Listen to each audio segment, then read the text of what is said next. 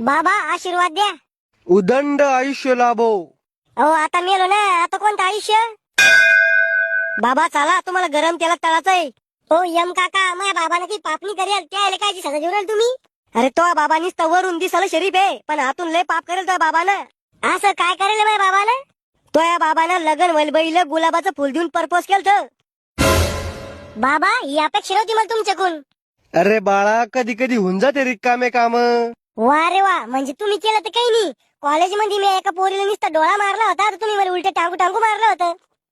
अरे बाळा, मोठ्या माणसाचं काम राहतं लहान लेकराला वळण लावणं. वा रे वा, म्हणजे आम्हाला वळण लावा आणि तुम्ही बयाच्या मांग पळा. चालाव बाबा, तेल थंड होईन पुन्हा. ना तू वाचू रे.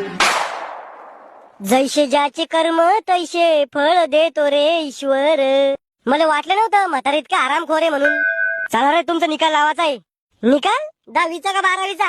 अरे खळपट चाट्या, तुम्हाला स्वर्गात पाठवायचंय का नरकात? तुमच्या कर्माचा हिशोब लावल्यावर समजन. परी हूं मैं, मला तर स्वर्गातच पाठवा. अव खरजूल तोंडाचे, तुला तर नरकात पाठव नये. पण मी काय पाप करेल?